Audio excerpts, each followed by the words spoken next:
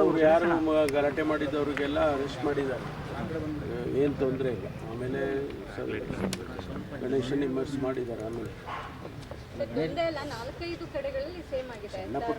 ಸಣ್ಣ ಪುಟ್ಟ ಘಟನೆಗಳು ಆಗಿದ್ದಾವೆ.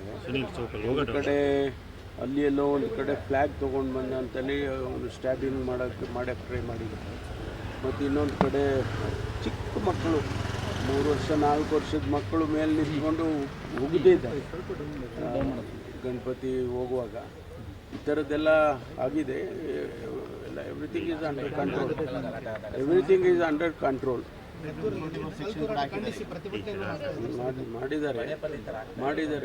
ನಾವು ಎಲ್ಲ ರೀತಿಯ ಕ್ರಮ ತಗೊಳ್ಳಿ, ಜನನೂ ಕೋಆಪ್ರೇಟ್ ಮಾಡಬೇಕಲ್ಲ. ನಾವು ಅಪೀಲ್ ಮಾಡ್ಕೊಳ್ತೀವಿ, enough and more police force ಹಾಕ್ತೀವಿ, ಎಲ್ಲ ಮಾಡ್ತೀವಿ. ಜನ ಸಮುದಾಯ ಅವರು ಕೂಡ ಕೋಆಪ್ರೇಟ್ ಮಾಡಬೇಕು. ಎಲ್ಲ 2 ಸಮುದಾಯದವರು ಕೋಆಪ್ರೇಟ್ ಮಾಡಬೇಕು. ನಮಗೆ ಲಕ್ಷಾಂತರ ಗಣಪತಿಗಳನ್ನ ಇಮರ್ಸ್ ಮಾಡ್ತಾರೆ.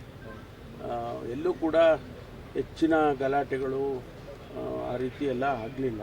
ನಾವು ಚೆನ್ನಾಗಾಗಿದೆಯಲ್ಲಪ್ಪ ಈ ಬಾರಿ ಅಂತ ಅನ್ನುವಾಗ ನಿನ್ನೆ ಮದ್ದೂರಲ್ಲಿ ಆ ಘಟನೆಗಳಾಗಿದೆ.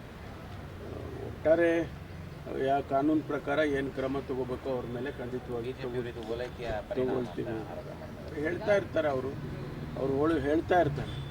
ಈಗ ಓವರಾಲ್ ಕರ್ನಾಟಕದಲ್ಲಿ ಇಂಥ ಗಣೇಶೋತ್ಸವದ ಸಂದರ್ಭದಲ್ಲಿ ಕಮ್ಯುನಲ್ ಇಶ್ಯೂಸ್ ಆಗ್ತವೆ ಸರ್, ಏನು ಡೈರೆಕ್ಷನ್ ಕೊಟ್ಟಿದ್ದೀರಾ ಸರ್?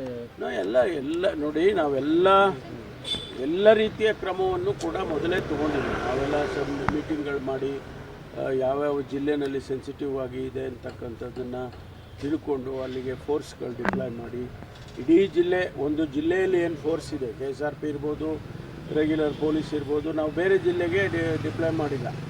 ಆಯಾ ಜಿಲ್ಲೆ ಫೋರ್ಸನ್ನು ಅಲ್ಲಲ್ಲೇ ಇಟ್ಟಿದ್ದೀವಿ. ಇದು ಹೊಸದಾಗಿ. ಆಮೇಲೆ ಎಲ್ಲ ಡಿಸ್ಟ್ರಿಕ್ಟ್ಗಳಿಗೂ ಸೀನಿಯರ್ ಆಫೀಸರ್ಸನ್ನು ಕಳಿಸಿದ್ದೀವಿ. ಇಲ್ಲಿಂದ ADGP ಲೆವೆಲ್ ಅವ್ರನ್ನ, IG ಲೆವೆಲ್ ಅವ್ರನ್ನೆಲ್ಲ ಸೀನಿಯರ್ ಆಫೀಸರ್ಸ್ನೇ ಕಳಿಸಿದ್ವಿ ನಾವು. ಈ ಸರಿ ಭಾಳ ಎಚ್ಚರಿಕೆಯಿಂದ, ಯಾಕೆಂದರೆ ಒಂದು ಗಲಾಟೆ ಆಗಬಾರ್ದು ಅಂತೇಳಿ ಆ ರೀತಿಯೇ ಆಗಿದೆ.